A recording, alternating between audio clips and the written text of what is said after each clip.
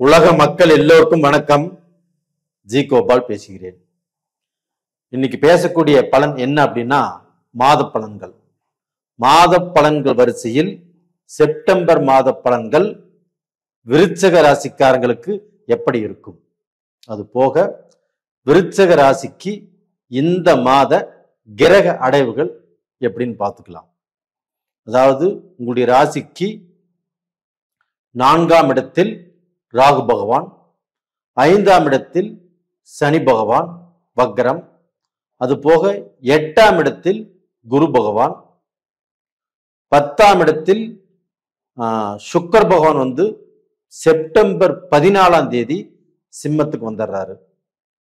அது போக அதே 14ஆம் தேதி கன்னிக்கு சிம்மத்திலிருந்து புதன் பெயர்ச்சியாகி கன்னிக்கு போயிடுறாரு.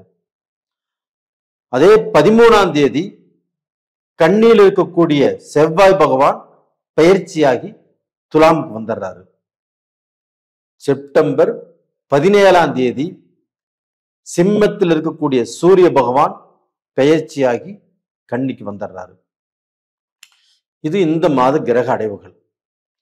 அப்ப இந்த மாத கிரக அடைவுகளால் நாங்க எப்படி இருப்போம், எங்களுடைய கஷ்டங்கள் ஏதாவது ரூபத்துல தீர்வதற்கு வழி இருக்கிறதா? ஏன்னா இவங்களுக்கு 4ஆம் இடத்துல ராகு, 5ஆம் இடத்தில் சனி, 8ஆம் இடத்தில் குரு. அப்ப அந்த 8ஆம் இடத்துல குரு இருந்து நல்லா சம்பாதிக்க முடியல, நல்ல வாய்ப்புகள் இல்லை, செய்யக்கூடிய தொழில குழப்பம், ஒரு நிம்மதி இல்லாத சூழ்நிலை, என்னடா பண்றது அப்படின்னு மனசு போட்டு அப்படி பிசைஞ்சிட்டு வாழ்ந்துட்டு இருக்கிறோம். எந்த உறவுக்காரங்கள்னாலையும் நல்ல நிம்மதி இல்லை, நல்ல சந்தோஷம் இல்லை.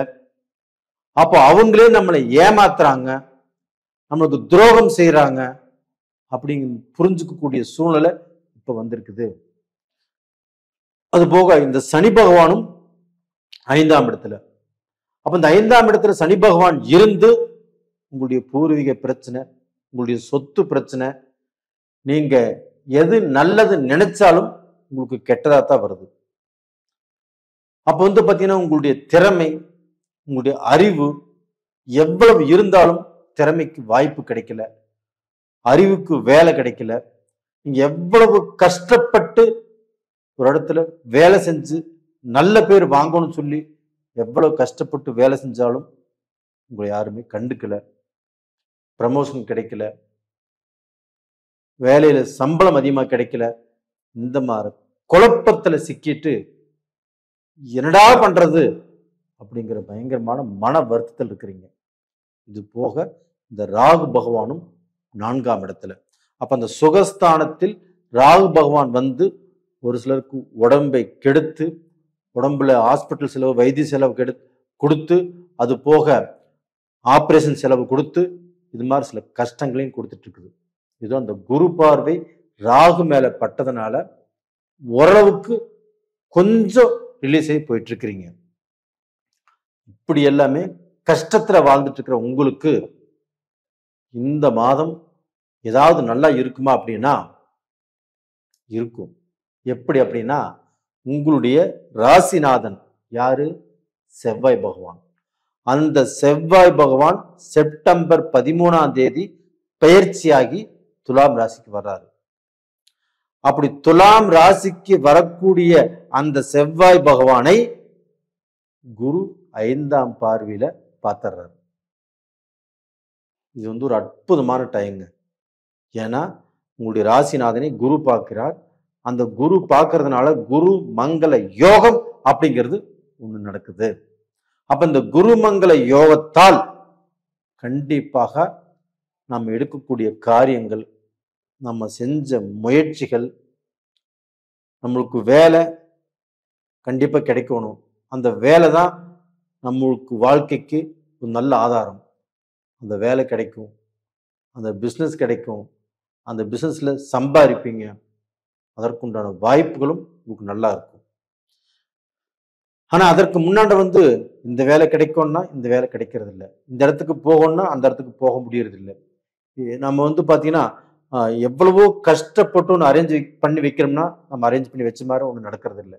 இது மாதிரி சோதனைகளையும் கஷ்டங்களையும் வேதனைகளையும் நிறைய சந்திச்சு இப்போ வந்து நம்மளுக்கு இதெல்லாம் எங்கே நடக்க போகுது, நம்மளுக்கு எங்க நல்லது நடக்க போகுது, நம்மளுக்கு எங்க வந்து நம்ம நினைச்ச மாதிரியே நம்ம வளர போறோம் அப்படிங்கிற ஒரு விரக்தியில இப்போ உட்கார்ந்துருக்கிறீங்க. ஆனால் உங்களுடைய ராசிநாதன் குரு பார்வை, அந்த குரு பார்வையில் இருக்கிறதுனால கண்டிப்பாக நல்லது நடக்கும். அது போக உங்களுடைய ராசிக்கு 11ஆம் இடத்து அதிபதி யாரு? புதன் பகவான். அந்த புதன் பகவான் ஆட்சி பிளஸ் உச்சமாக இருக்கிறார். அப்ப அந்த ஆட்சி உச்சமாக இருக்கிறதுனால அந்த புதன் பகவான் ஆகப்பட்டது கண்டிப்பாக நம்மளுக்கு வந்து நல்லது பண்ணுவாரு. உங்களுக்கு வந்து புதன் பகவான் 11ஆம் இடத்து லாபாதிபதி. அந்த புதன் பகவான் எப்படி இருக்கிறாரு? ஆட்சி பிளஸ் உச்சமாக இருக்கிறார். அப்ப அந்த புதன் பகவான் உங்களுக்கு நல்ல அறிவை கொடுப்பாரு.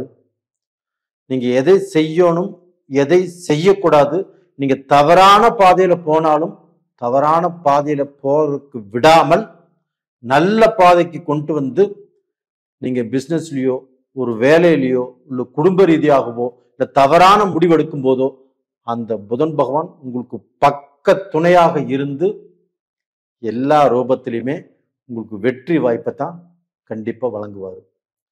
உறவுக்காரங்கனாலையும் உங்களுக்கு வந்து ஏதாவது ரூபத்துல இந்த 11ஆம் இடம் நல்லா இருக்கிறதுனால யாராவது ஒரு உறவுக்காரங்கனால ஒரு பழக்க வழக்கத்தினால ஒரு நல்லதோ ஒரு நல்ல வாய்ப்போ கண்டிப்பா கிடைக்கும்.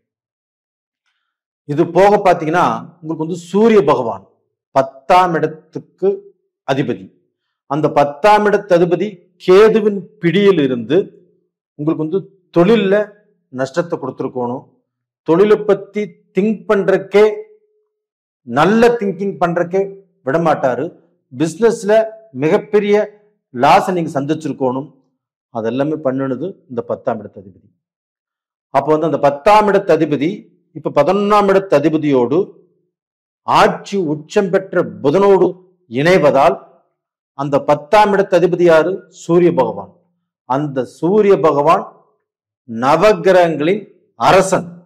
அப்ப அவர் வந்து கெட்டு போகாமல் இப்போ வந்து தனஸ்தானாதிபதியோட, அதாவது சூரியனுக்கு தனஸ்தானாதிபதி, உங்களுக்கு வந்து லாபாதிபதி, அந்த புதனோடு இணையும் போது உங்களுக்கு வந்து தொழில்ல ஏதாவது ரூபத்துல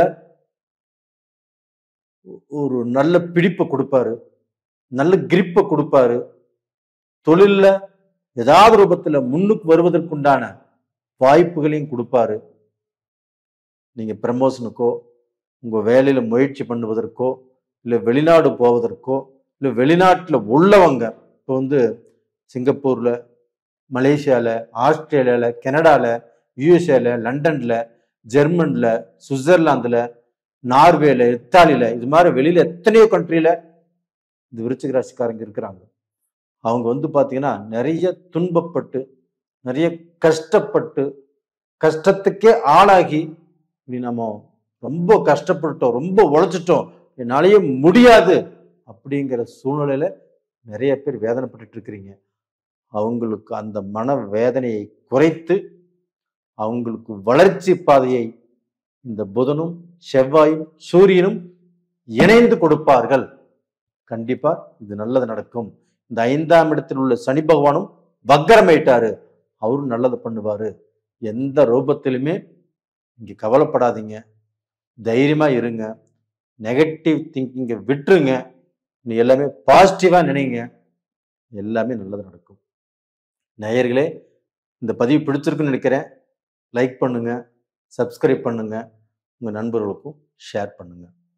அது போக உங்களுடைய ஜென்ம ஜாதகத்துல நடக்கக்கூடிய தசா புத்திகள், அப்போ உங்களுக்கு தொழில் எப்படி இருக்குது, உங்களுக்கு மேரேஜ் எப்படி இருக்கும், உங்களுக்கு வந்து ஃபியூச்சர் எப்படி இருக்கும், நம்ம தொழில் செய்யலாமா வேண்டாமா, நம்மளுடைய உறவுக்காரங்களால நல்லது நடக்குமா, நம்ம நண்பர்கள் மூலிமா நல்லது நடக்குமா, இதெல்லாம் தெரிஞ்சுக்கணும். அப்படின்னா உங்களுடைய ஜாதகத்தை தான் பார்க்கணும்.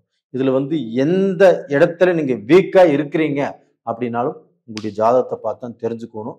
விருப்பம் உள்ளவங்க ஜாதகத்தை அனுப்பிச்சு வைங்க, பாருங்க. உங்களுக்கு தெரிஞ்ச ஜோசியர் யாராவது பக்கத்தில் இருந்தாலும், அனுபவம் வாய்ந்த ஜோசியர் இல்லைன்னா அவங்ககிட்ட அனுப்பிச்சு வைங்க, பாருங்க. நேயர்களே, உங்களிடமிருந்து விடைபெறுவது உங்களின் ஜி. கோபால். நன்றி, வணக்கம்.